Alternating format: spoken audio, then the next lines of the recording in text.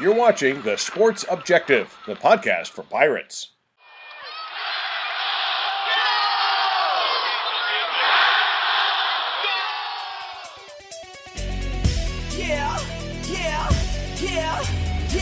My heart is purple and gold. I'm a pirate down to my soul, and I don't back down, not at all. Find out when the cannons explode. From the sidelines down to the post, put it down like not even close. All out to the last whistle blow. From the flag with the soul and crossbones. Everybody stand up, get your hands up. Let the team know that we got they back.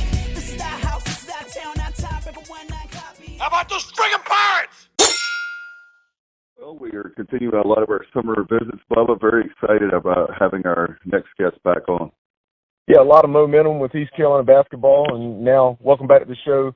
Second-year head coach Mike Schwartz. Coach, we appreciate your time. Hey, appreciate you guys having me. I hope you guys are having a great summer, and it's awesome to join you guys.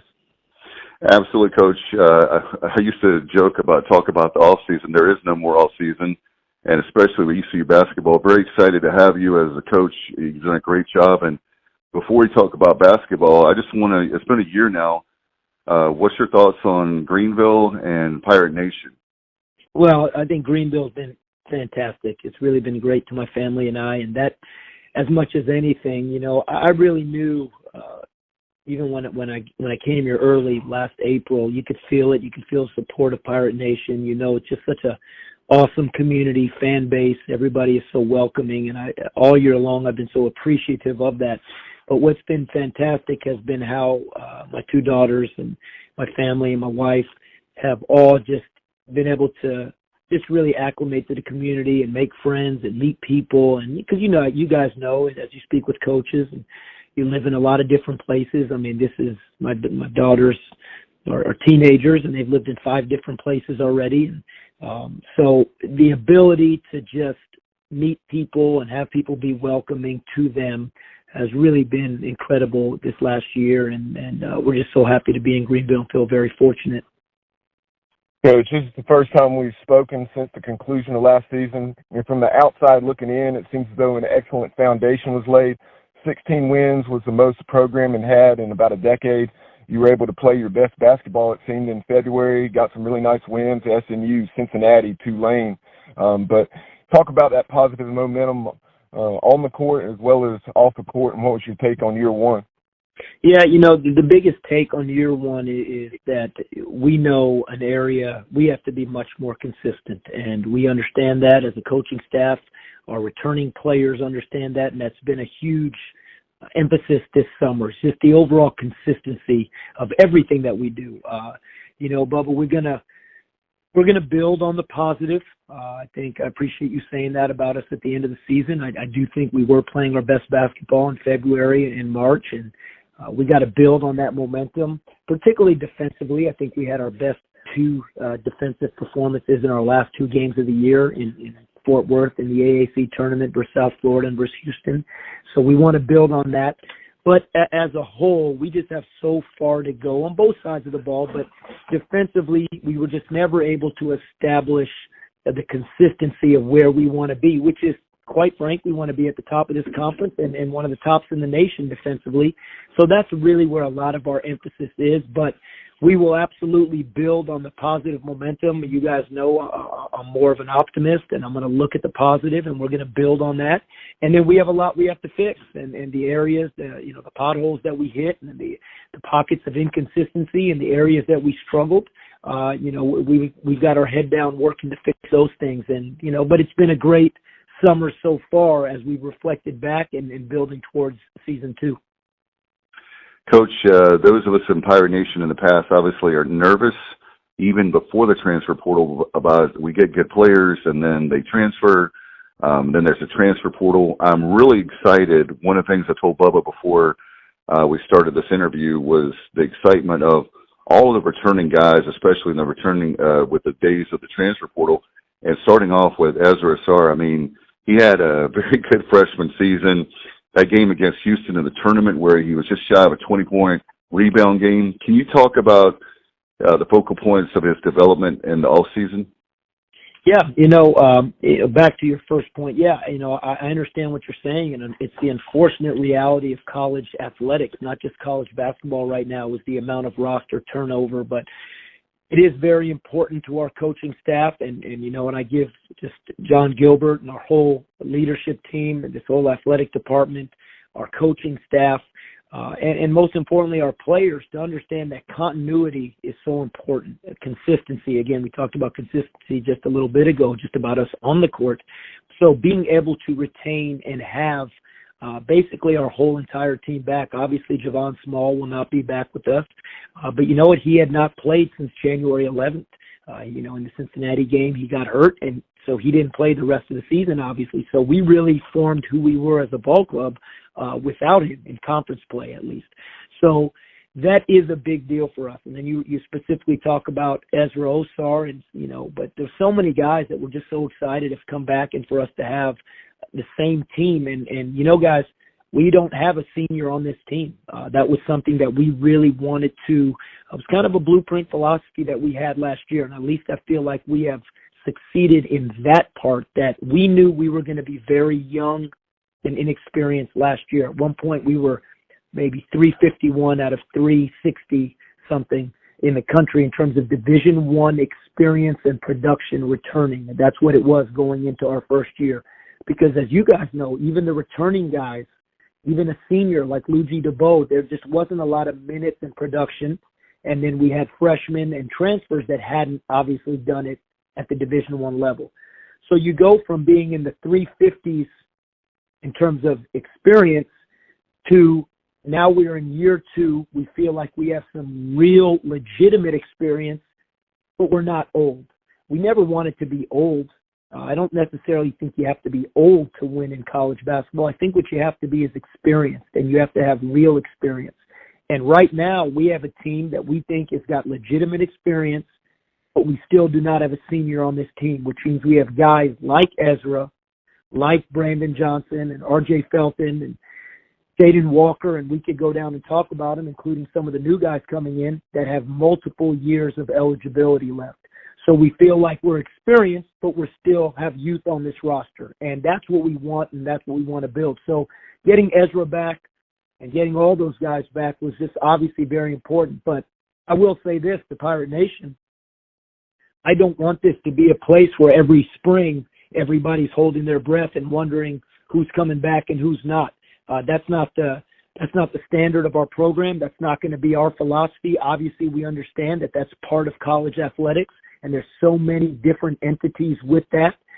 Team Boneyard and their collective, and NIL is such a huge piece of it, and it's affected college athletics around the country in every sport, particularly basketball and football. But I said this from day one, and I'll continue to say this. We'll continue to recruit freshmen. We will recruit out of the transfer portal, that we want ECU student athletes, ECU Pirates that want to be here. They want to be here for their career. They want to graduate from ECU, and they want to help be a part of a very special program, not just a team-to-team, year-by-year. Before we talk about the pieces coming into the program, you referenced some of those other guys, returning guys like Brandon Johnson, R.J. Felton, Jaden Walker, Quentin DeBunche, Ben Biela. You spend a little time on each of them, give us a thumbnail sketch of the improvements they've made in the off season and where you see their games headed. I think, we talk about guys going into year 2. We really looked at last year. It was like we had 16 freshmen. It didn't matter what class they were. We were learning a new system. Everybody was in a new role. They had expectations on them, both minutes and production-wise, that they had not experienced prior. So it was like 16 freshmen last year, and that's why we had a lot of inconsistency, because everybody was learning as we were going. I've said this many times. Every time we did something, it was an introduction. It was never a review. Well, you know what? Now we're getting a chance to review stuff. Now there's stuff that players are helping teach other players, and they've gone through it for a year. They understand the expectation and the standard. So with that being said, I think the improvements that we'll see from guys like Brandon and Ezra. You asked about Ezra earlier. I would say, obviously, Ezra's perimeter game in terms of developing a little bit more skill away from the basket, shooting, decision-making. He showed the ability to lead the break and rebound the basketball well, particularly late in the year. But now he's got to make the right decisions as a passer, as a driver, as a decision maker when he does that. And then keeping the floor spaced. If he's going to play on the perimeter, he's got to be able to keep the floor spaced by being able to shoot the basketball. And I think he can do that, and he's working really hard at it. Brandon Johnson, a guy that obviously shot the ball in his first season with us better than he had. And I know he obviously opened the eyes of many Pirate fans and people at Minji's, and as they saw him and they said, you know what, he can shoot the ball. And we knew that last summer, but he will continue to grow and he will continue to play even more on the perimeter. Not that he won't play inside and use his skill in the post, but he rebounded the ball very, very well for us last year. Now he's going to have to maybe do it from a more big wing traditional spot as opposed to just at the 4 or the 5. And then you talk about guys like you had mentioned, Quentin DeBunje, Ben Biella. I think it's going to be their comfort, their overall consistency within our system. They are both really talented players that physically can do a lot on the court. Now it's going to be about them feeling really confident within our system, both offensive and defensively. And then the last two guys that you alluded to, R.J. Felton and Jaden Walker. Obviously, Jaden played his best basketball in the month of February last year as he transitioned to the point guard. Jaden has a whole different vibe about him this summer because he established really and saw what he's capable of doing, both with the ball in his hands as a point guard, but playing anywhere on the court. I mean, to be honest, guys, he played the 1 through the 4 for us last year. He started at the 4 early in the season, and he was our starting point guard and played 160 straight minutes of basketball minutes when he didn't have a sub for 4 straight games. So at the point guard. So he really did a lot for us. And then R.J. Felton is a really heart and soul guy of our team, a true leader that has just worked as hard as anyone that I've ever been around this offseason to continue to improve and build on what he did last season. Absolutely, Coach. And one of the things that I learned about you early on is that you're a heck of a recruiter. Can you talk about I'm very excited to have transferring in Bobby Pettiford Jr. from Kansas coming in, a great asset to your team. Yeah, very excited about Bobby. You know what? And as excited as we are as a coaching staff about him as a basketball player, I tell you guys, he's just a phenomenal person. He's a true leader. He understands the nuances and the crux of what it is to be a point guard. He is a true point guard.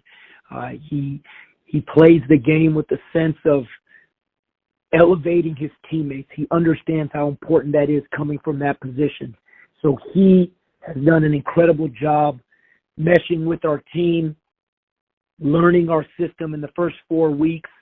He's a very talented player. He's won at the highest level, literally. He's won a national championship at Kansas and played on that team. He played significant minutes on one of the top teams in the country last season. So he understands. Again, he's been coached by one of the very best coaches in Bill Self. So Bobby stepped in from day one and really accepted that role to be a leader on this team. And that's not easy to do when you step in coming from a new team. And he's still going through that process, and he's got a long way to go, and he'd be the first to tell you that. But he plays this game, and he carries himself with a sense of humility that we really think lends itself to be a true natural leader and a great point guard for us. One of the things, Coach, that's been frustrating for Pirate fans down through the years has been the inability to keep some talent at home in Eastern North Carolina. To Corey Faison, he's one of the things that really jumped out to me taking a look at his film is just his raw athleticism. Yeah, you hit it on the head. You hit it right on the head. And 2 parts about that is, again, from the very beginning, we talked about how important and how much we believe in Eastern North Carolina basketball and basketball coaching in this area, the athletes in this area, the high school players, and then throughout the whole state. And again, I know we'll touch on Callum Richard as well, but bottom line is North Carolina is the best state in the country for high school basketball. We believe it. We want to recruit this area, and so to Corey was a huge priority for us.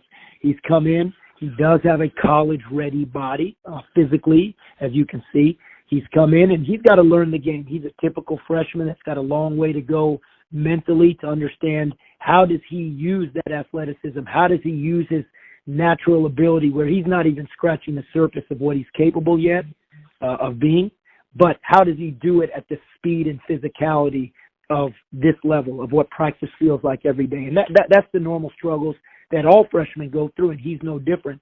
But he has really earned the respect of his team quickly from a standpoint of what you alluded to, his athleticism, his playmaking ability, his ability to physically compete. He can play above the rim in the open court. He can shoot the basketball. He can make shots. He has actually this kind of uncanny knack to be able to do that, to make tough shots. And he's just doing it right now on his pure natural ability. And he's every day getting better. He's working really hard. But the mental component is going to be as big as anything for him. Coach, obviously we want to talk about Cam Hayes, about his play, but also is there any status on his waiver to play? No status. Okay. One of the questions I had for you, too, is talk about really excited about, I got to give a shout-out to our friends John Gilbert and Ryan Robinson. I appreciate them very much for Pirates Unite. Really excited about that. And this particular part for basketball is the enhancements for Minges with LED lights, the chairbacks on the team bench side of the lower bowl. Can you talk about that, Coach? We're so excited, and you mentioned it, and whether, John Gilbert, Ryan Robinson, the Pirate Club, Pirates Unite, I mean, just everybody that's been involved in the leadership team here, this community, all of the Pirate Club members and others that have helped make this a possibility. Words really almost can't describe how big it is for us to know that Minges Coliseum will get, a partial overhaul with the brand new seats, and and the lighting is going to be so big, it's going to just enhance both pregame, in-game, everything environment for the fans. And obviously, it's just a big deal. I know they're in the process of doing it right now in Minges. It started, the bleachers have been pulled out, and I think there's a lot of great ideas with Playfly and, again, with John and Ryan and their team about things that we can do to really make Minges Coliseum just an incredible experience, an event every time we have a home game. And I truly believe it, and I've told you guys this before, we can have the best home court advantage and home court atmosphere in the country. I've always believed in the potential of Williams Arena Minges Coliseum and what it can be, no doubt. But you mentioned Callum Richard a moment ago. Talk about Callum Richard, and then also Sear Malonga coming in. Clearly, getting additional front court help was a priority. You've done just that. Sear, I know, brings a lot, especially on the defensive end and from a rebounding standpoint, and Callum is probably a little more skilled offensively. Yeah, we really needed it. Luigi DeBow, who's going to always be dear in Pirate Nation's hearts, and we love him, and, he's doing well. He signed a professional contract to play in Canada, and he really helped us play our best basketball at the end of the season last year. When you think about February and the tournament in March, he was playing really well. The physicality he brought was just so – we didn't have it.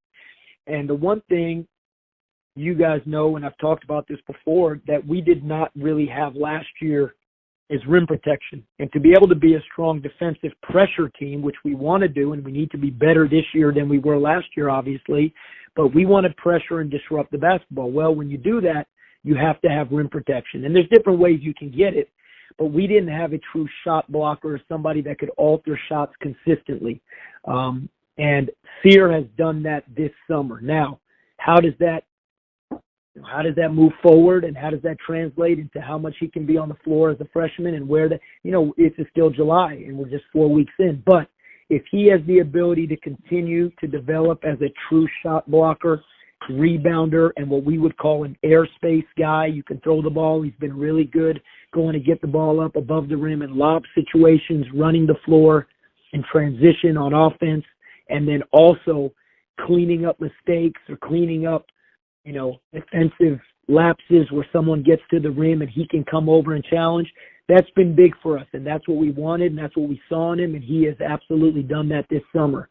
And then Callum Richard does it a little bit more similar to the way Luigi did it. He does it. Callum is 6'10", 240 right now. He does it with his body. He plays extremely hard. He plays extremely physical. He's not afraid of contact. And he does it with that. And then on top of that, you put on that he understands how to play with his back to the basket on offense. He really does understand the value of a jump hook. He understands the value of being able to score 3, 4, 5 feet and in. He does not aspire to be playing out on the perimeter like most big guys always want to play out. He likes it down there. He likes it down there in the paint and getting physical and scoring down there. Now, both of them have so far to go physically, and even more so, as we talked about to Corey, mentally understanding how to be effective with the speed and physicality that it is now versus in high school. But both those guys are legitimate post players that we're so excited to have here with us. And Coach, I know we're running tight on time, so we have a couple more players for you. The teammate of Callum Richard is Evan Montanari, learning new players, and also Grant Smith coming in from Quincy College in New York. Evan Montanari might be one of the best shooters in our program. He can really shoot the basketball. He plays very hard. He's a very smart basketball player. He's done a really nice job for us this summer. Excited that he's with us, but he can really shoot the ball, and you love to watch it in practice. And when the guys play, the guys have confidence in the way he can shoot. And then Grant Smith, here's what I love about Grant so much. He embodies, just like Evan does, what it is to have a walk-on mentality. As you guys know, I was a walk-on at the University of Texas for Coach Barnes. I take a lot of pride and understanding, in being a walk-on and coaching our walk-ons. They're the same as any other player on our team. They're involved in everything exactly to the same level, and their expectation, or the expectation we have of them, is the same, and sometimes even higher. And I would say those two guys, Evan and Grant, and they've just done such a great job basically embracing that role. And it's not always an easy role. And I would say this about Grant: his energy, his effort, his physicality, his willingness to do whatever we ask throughout practice, whatever position it may be, offense, defense, he does it as if he's a starter on the team. As if, and you can't ask for anything else. So I just love both those guys, their mentality. We appreciate them, and we're lucky to have them. Coach, as we wrap up the interview, talk about scheduling, not only from a standpoint of who we play, because I know South Carolina, UNC Wilmington will be coming to Minges. We're going to be hosting an MTE, according to recent reports, but also there are so many variables that come into play with scheduling, be it finances or preparing your team for league play and all of those sorts of things. So what is your philosophy as it pertains to scheduling? Well, the easiest way to say it is what we want to do with our non-conference play is play a very challenging non-conference schedule that prepares us for a rigorous American conference. That's number one. So that's the first thing that we look at. Now you start to have to do and budget and balance and dates and timing and needs of other teams. And you start to put that, and it's like putting a jigsaw puzzle together. So sometimes it's not, I wish it was as simple as, I talk to a lot of people and, hey, why won't we play them? Or why don't we play them? Or are we going to play them? And, believe me, we think the same way. We would love to play every in-state school. We would love to have a chance to schedule matchups against the North Carolinas and NC States and Dukes and Wake Forest, and that would be fantastic. And believe me, we've tried. But there's so many elements that go into it. And I just use those schools because obviously the success that they've had and the respect we have for those schools and those universities and their programs. But there's so many different buckets that go into scheduling. So what we do is we want to put together a schedule like having a South Carolina coming into Minges. It's a multi-year series. We know we have that. We have a series with Wilmington, multi-year series, where we know for the next 2 years they'll be coming into Minges. 2 years from now, we'll be going to South Carolina. We have scheduled a home-and-home series with an Atlantic 10 team. We'll be going on the road this year. They will be coming into our building next year. I think the A-10 is a great basketball conference, so we have scheduled that out 2 years. We are going to be hosting the MTE event. So we have a chance this year. We're going to have 20 home games, which is incredible. And to me, we can have 20 atmospheres that are as good as any in the country in Minji. So we're going to have that this season. And then there's a lot of contracts right now that are kind of in cyberspace. They're on their way back and forth. But our schedule, our non-conference schedule, should be announced here really, really soon. We have a neutral site game against an SEC opponent that we're very excited about. Just again, I know the contracts are going back and forth, so we'll be playing that, and hopefully it's a national televised game this year. And then we'll wait on September, because we always have to wait on the American Conference, and they give us our schedule in September. So it's hard to plan on who, what, where, when with terms of American Conference games. But our non-conference schedule, we're excited about it, and we're starting to build towards our 24-25 non-conference schedule. Coach, as we let you go, thank you so much for your time. Thank you for a great basketball camp. My son Alexander, and there's a lot of kids. I know that it was a first-class job, and hopefully people will do it next year. Also, I want to get people, I want to have our friends in the ticket office, with Coleman Spain and everybody over there, I want them to have a huge problem this fall by selling a whole bunch of season tickets, and I know they can do that, right? I know that we need to get as many people in there as possible in Williams Arena, Minji's Coliseum. Man, I appreciate you guys saying that. It's great to speak with you guys. Thank you for your son's attendance at camp. It was awesome to be with the community in the gym, and we had a great time. Our players were around him and our coaching staff. So thank you guys. Appreciate everything you guys do, and look forward to talking to you again soon.